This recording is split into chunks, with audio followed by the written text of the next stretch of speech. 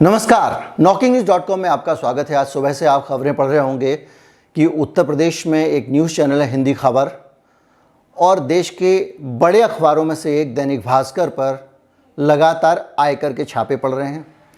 इनके मालिक जो हैं दैनिक भास्कर के, उनके सभी भाइयों के घर पे छापे पड़ रहे हैं, अलग अलग संस्करण में छापे पड़ रहे हैं। हालत ये है कि जो वहाँ पत्रकार और गैर पत्रकार कर्मचारी हैं उनको कहा गया है कि वो दफ्तर से बाहर नहीं जाएंगे। उनके मोबाइल फ़ोन जो जांच टीम है उसने ले लिए हैं और जो लोग कर्मचारी घर पर से काम कर रहे थे वर्क फ्रॉम होम, उनको कहा गया है कि वर्क फ्रॉम होम ही करते रहें, दफ्तर आने की आवश्यकता नहीं है। ये सुबह का घटनाक्रम है। आप इस पूरे घटनाक्रम को आज लगातार अलग अलग जगहों पे देखते रहे होंगे, सोशल मीडिया पे सुनते रहे होंगे और आप इस पे सरकार की निंदा आलोचना भी सुन चुके होंगे। दैनिक भास्कर के पक्ष में एक बड़े स्तर पर जो इकट्ठा हो रहे हैं लोग और माहौल बन रहा है वो भी आपने देखा होगा। लेकिन मैं कहूँगा कि ये एक ऐसा मामला है जिसमें आप किसी एक पक्ष को सही या गलत मानने की गलती नहीं कर सकते। दैनिक भास्कर का अपना जो इतिहास है, अपना जो अतीत है, बहुत सम्मानजनक नहीं है। उसके बारे में बहुत अच्छी राय समाज में कई लोगों की नहीं रही है। इसलिए कुल मिला के इन छापों में आने के बाद में मुझे ज़रूरत हुई कि एक विश्लेषण किया जाए। मैं आपको ये भी कह सकता था, सीधे सीधे मैं एक ट्वीट कर सकता था एक लाइन में कि ये सरकार के जुल्म जाती है, लेकिन उतने भर से काम नहीं चलने वाला था। इस मामले में दोनों पक्षों की बात करनी बहुत ज़रूरी है। मैं बातचीत शुरू करूं इससे पहले मैंने आपको बता दिया विषय क्या है। आप चैनल को सब्सक्राइब कर लीजिए, फिर आगे बढ़ते हैं। वैक्सीन को लेकर तो बुरी खबर आ गई है। कोरोना है भी या नहीं है, जो आपके जीने की पहली शर्त होगी आपको वो करनी ही होगी। और विचलित करने वाली खबरें, सबसे ज़्यादा मुनाफा बाजार को हो रहा है। वायरस है उसका हवा में घुल जाना, इससे बड़े सवाल खड़े हो गए। इस पर बातचीत करेंगे। नमस्कार। इस चैनल का हम रोज़ जो है प्रीमियर करते हैं, जो नए वीडियो आते हैं 8 बजे। नॉकिंग न्यूज़ चैनल का जो दूसरा चैनल है गिरिजेश वशिष्ठ नाम से, उस पर प्रीमियर होता है, उसमें लोग आते हैं। और उसी तरह से एक प्रीमियर नॉकिंग न्यूज़ के मेन चैनल पे होता है, जिस पे भी लोग आते हैं प्रीमियर में। मैं दोनों पे मौजूद रहने की कोशिश करता हूं और आप लोगों के प्रश्नों के उत्तर देता हूं। फेसबुक पे प्रीमियर में मैं हाजिर नहीं हो पाता हूं, लेकिन फिर भी जब भी मौका मिलता है मैं वहाँ पर जो है वो अपनी हाज़िरी दर्ज कराता हूँ और आप लोगों से बातचीत करता हूँ।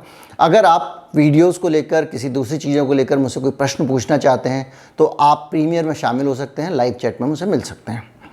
दैनिक भास्कर पर जब खबर मिली सुबह आज छापे की, तो खबर को मैंने भी अपना पोस्ट किया था आप लोगों की जानकारी के लिए।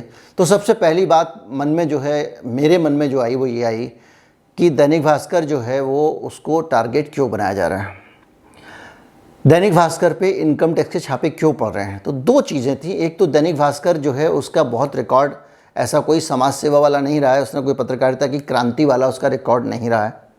और दूसरी बात ये भी थी कि अभी हाल का जो कोरोना वायरस का जो दौर रहा है उसमें दैनिक भास्कर ने बहुत दबंगई से और खुल के पत्रकारिता की थी और सरकार को बहुत तगड़े तरीके से एक्सपोज किया था।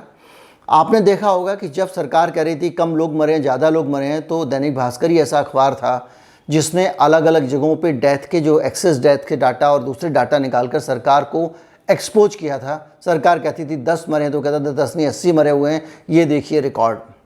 इस तरह की 50 खबरें दैनिक भास्कर ने इस बीच में छापी हैं जो सरकार के खिलाफ थी और जिसने केंद्र सरकार को और राज्य सरकार को बहुत ख़राब स्थिति में पहुंचा दिया था। उनके पास मुंह छिपाने की जगह नहीं होती थी। मैं कम से कम यहाँ पे वो खबरें लगा के दैनिक भास्कर की उस पत्रकारिता को सम्मान देना चाहता हूँ जो उसने की है। दैनिक भास्कर एक अखबार उन वजहों से बेहतरीन रहा है क्योंकि वो एक अच्छी मार्केटिंग स्ट्रेटजी उसकी होती है। वो जहाँ भी जाता है, जिस शहर में भी जाता है, दूसरे अखबारों का पूरा जो है कारोबार सिमट कर और ये नंबर 1 अखबार बन जाता है। इस अखबार की अपनी प्रतिष्ठा है, अपना मार्केटिंग करने का स्टाइल है। यही वजह है कि देश में मध्य प्रदेश के छोटे से शहरों से शुरू हुआ, उत्तर प्रदेश के एक झांसी जैसे शहर से शुरू हुआ अखबार अब जो है वो पूरे देश में, गुजरात से लेकर और बाकी जगहों पर भी है। उत्तर प्रदेश जैसी जगहों पर इसलिए नहीं है कि दैनिक भास्कर में परिवार में, जो उनके परिवार में जब बंटवारा हुआ था, उत्तर प्रदेश का जो दैनिक भास्कर है उसके अधिकार उस परिवार के पास नहीं है जिस पे आज छापे पड़े हैं और जो दैनिक भास्कर के विभिन्न एडिशन चला रहा है, इसलिए वो वहाँ पे अपना अखबार नहीं खोल पाता है। तो दैनिक भास्कर जो है उसके जो दशा है वो मैंने आपको बताया ब्रीफ हिस्ट्री है, लेकिन इसके अलावा कई कलंकित करने वाली चीज़ें भी दैनिक भास्कर के बारे में कही गई हैं। दैनिक भास्कर वो पहले अखबारों में से एक है जिन्होंने पेड न्यूज़ को बढ़ावा दिया। दैनिक भास्कर वो अखबार है जिसमें आप पैसे देकर इंटरव्यू या खबर छपवा सकते हैं। ऑफिशियली ऐसी धारणा उसके बारे में कही जा रही है।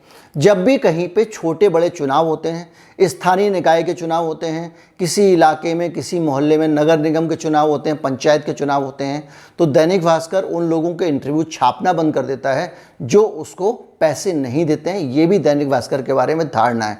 हालांकि आज की दशा में मैं दैनिक भास्कर के लोगों से पक्ष नहीं ले पा रहा हूं, क्योंकि वो खुद ही अपने छापे में व्यस्त हैं। इसलिए उनका पक्ष जो है ये मान के चला जाए कि अभी तक नहीं लिया जा सका। इस पर उनका बयान अगर बाद में आएगा तो मैं इस चैनल पे उसको पक्का सम्मान दूंगा, क्योंकि मैं उनका पक्ष नहीं जानता हूं।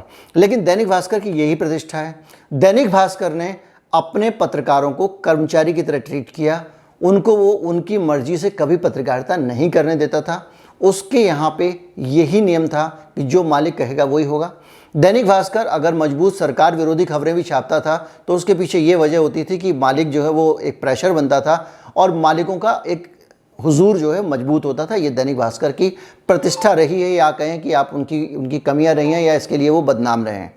तो ये जो स्थिति दैनिक भास्कर की है, अब उसी दैनिक भास्कर का जो है ये हाल है कि अब उसके यहाँ पे अचानक एक स्टैंड बदलता है। इस मामले में दैनिक भास्कर को कोई बहुत अच्छा पत्रकारिता के बहुत अच्छे मानदंड कायम करने वाला अखबार नहीं माना जाता है। लेकिन जब कोरोना के दिनों में दैनिक भास्कर इस तरह की विस्फोटक खबरें छाप रहा था तो मुझे भी अचरज हो रहा था, क्योंकि ये दैनिक भास्कर की पूर्व की जो प्रतिष्ठा थी इसके एकदम खिलाफ था। दैनिक भास्कर की आम तौर पे ऐसी जुझारू और मजबूत पत्रकारिता नहीं होती है। वो अपने दूसरे बहुत सारे जो गणित हैं उनके कारोबार के गणित हैं उनके आसपास उसकी पत्रकारिता होती है। और ये भी माना जाता है कि दैनिक भास्कर हो या कुछ और दैनिक जागरण और दूसरे जो अखबार के समूह हैं, इन्होंने काफ़ी देश भर में स्थायी संपत्तियां जिसको कहते हैं आप प्रॉपर्टी जो है वो बनाई है और अपने बड़े बड़े कारोबार खड़े किए हैं इस अखबार के साथ साथ काम करते हुए। अब इस अखबार की जो मैंने आपको कई बार कहा और मैं अपने चैनल पे लगातार कहता हूँ, कोई नेता हो, आदमी हो या कुछ हो, एक व्यक्ति हमेशा एक अच्छा काम भी कर सकता है, गलत काम भी कर सकता है। एक नेता अच्छा काम भी कर सकता है, गलत काम भी कर सकता है। दैनिक भास्कर की जैसी भी प्रतिष्ठा रही हो, लेकिन कोरोना काल में उसने बहुत अच्छे काम किए और उसने पूरी तरह से, जब लोग ऑक्सीजन के बगैर मर रहे थे, जब शमशान घाट में लाशों का सामूहिक अंतिम संस्कार किया जा रहा था, सरकारें झूठ पर झूठ बोल रही थीं, लीपापोती कर रही थीं, तो सच बोलने के काम जो कर रहे थे 2-4 गिनती के अखबार थे, द टेलीग्राफ और दैनिक भास्कर। दैनिक भास्कर ने लगातार कोरोना काल में सरकार को एक्सपोज किया और सरकार के खिलाफ खबरें की। वजह जो भी रही हो वो अंदर की बात है, हम नहीं जानते क्या है, लेकिन बहरहाल उसने एक्सीलेंट पत्रकारिता की, उसने बेहतरीन पत्रकारिता के मानदंड स्थापित किए। उसने ये बताया कि इस देश में जो है कुछ लोग हैं जो सच बोल सकते हैं और खुल के बोल सकते हैं। इसी वजह से मैं दैनिक भास्कर की ये कटिंग्स लगातार आपको डिस्प्ले कर रहा हूँ। ये मेरा सम्मान है उस पत्रकारिता के लिए जो इस अखबार में छपी है। कौन अखबार है क्या नहीं, लेकिन उन खबरों का सम्मान है जो ये छाप रहे हैं। इन खबरों ने इस देश में सरकार को कोरोना काल में लीपापोती करने से रोका और उसके झूठ को लगातार एक्सपोज किया। अब सवाल आते हैं दैनिक भास्कर पे छापे के। बहुत सारे लोग ये कहना चाहते हैं कि दैनिक भास्कर पे छापा पड़ा तो अच्छा हुआ, वो कौन सा दूध का धुला अखबार था, और छापा पड़ेगा तो दूध का दूध और पानी का पानी हो जाएगा। वो ये भी कहना चाहते हैं कि भाई छापा ही तो पड़ा है, जांच हो रही है, इनकम टैक्स जांच कर रहा है। लेकिन बात सिर्फ छापे की नहीं है, बात किसी अखबार की गलत और सही कमाइयों को उजागर करने या छिपाने की भी नहीं है। उससे भी बड़ी बात यह है कि क्या दैनिक भास्कर का विरोध में स्वर उठाना इतना बड़ा हो गया कि अब उसकी पोल खोली जानी शुरू हो गई है?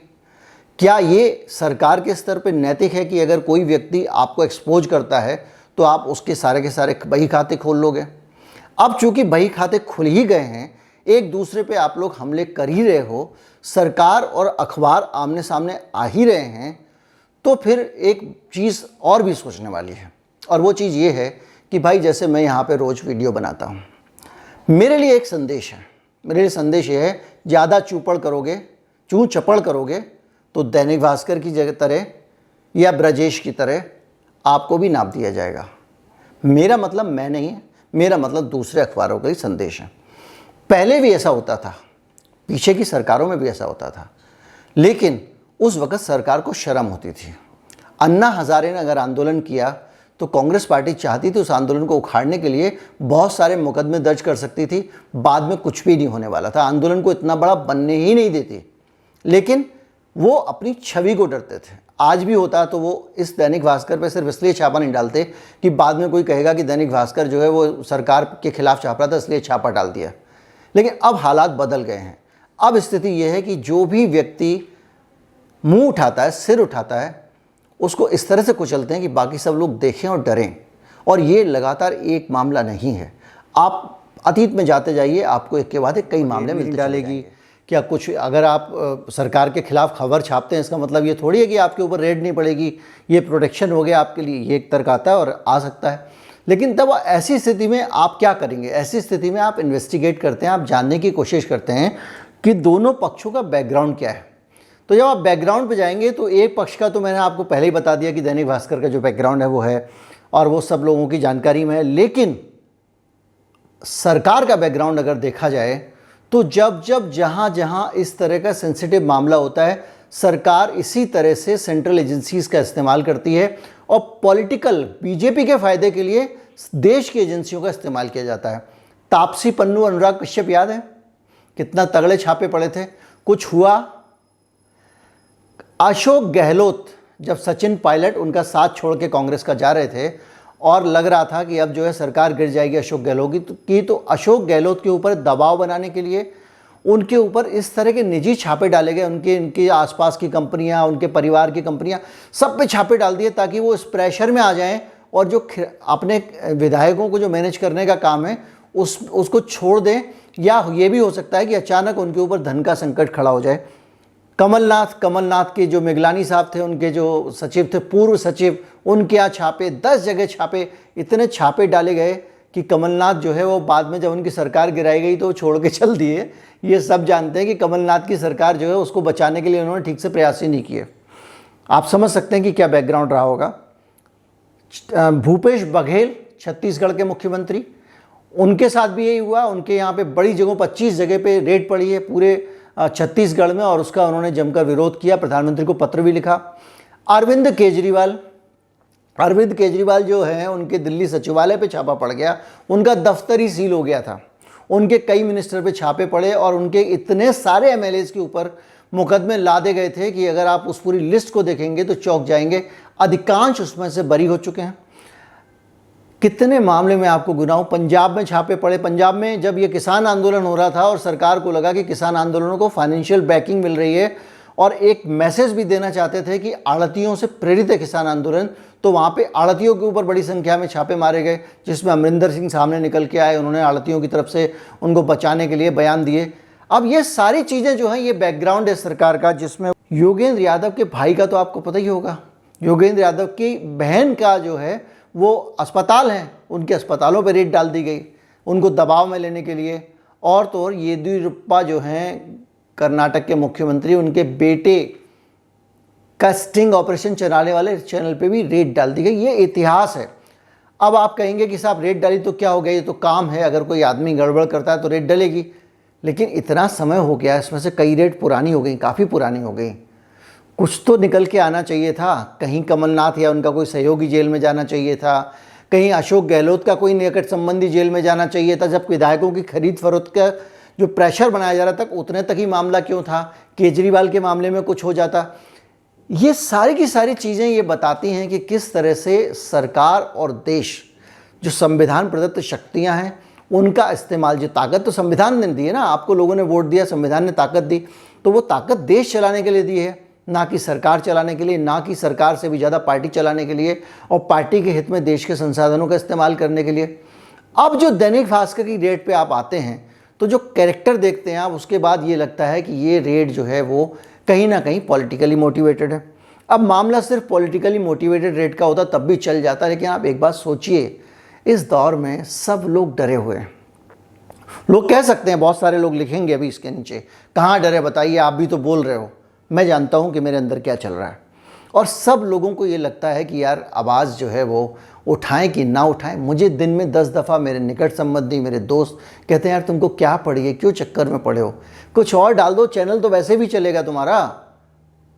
आप सोचो कि उस बीच में, इस खौफ के माहौल के बीच में, अगर कोई अखबार खुलकर ये लिख रहा है कि आपने 272 लोगों के मरने की बात की थी, वो 272 नहीं, इसके 4 गुने थे, आप मौत को छिपा रहे हो। अगर आंखों में आंखें डाल के सरकार की कोई ये बोल रहा है और देश की जनता को बता रहा है तो वो देश का सेवक है, और इस काम के लिए अगर उसको दंडित किया जाता है तो इस देश का अपमान है।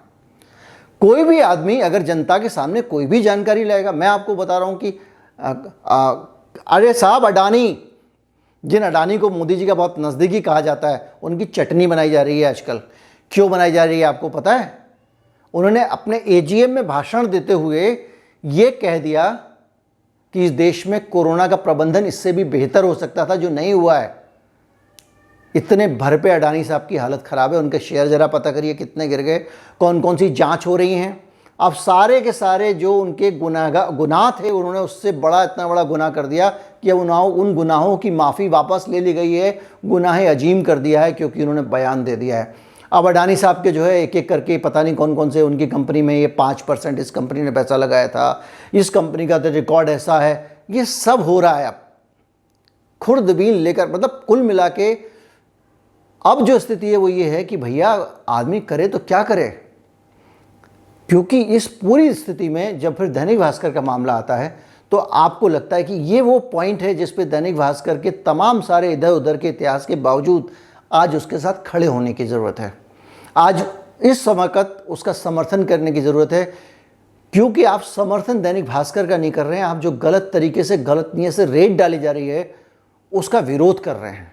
आप इस देश में लोगों का मुंह पकड़ने, उनको डरा धमका कर देश के सिस्टम पे कब्जा करने की जो नीयत है उसका विरोध कर रहे हैं, इस देश को बचाने। क्योंकि देश को बचाने का मतलब क्या होता है? देश क्या होता है? कोई ऐसा थोड़ी कि कोई ज़मीन ले जा रहा है चीन, वो तो ले ही गया, वो तो अलग मसला है, वो कब वापस आएगी पता नहीं। अब तो सरकार ने संसद में भी कह दिया उन्हीं की थी, हमारी नहीं थी।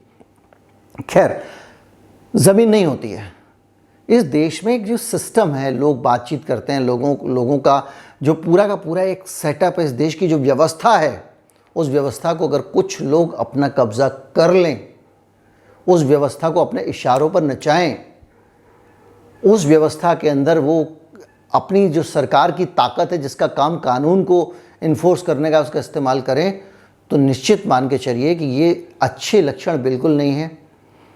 एक बात मैं कहना चाहता हूँ वीडियो ख़त्म करने से पहले, अपने आप को 15 मिनट के लिए इससे निकाल लीजिए कि कांग्रेस के समर्थक हैं या बीजेपी के समर्थक हैं। इससे भी निकाल लीजिए कि आप जो है वो भारत में रहते हैं।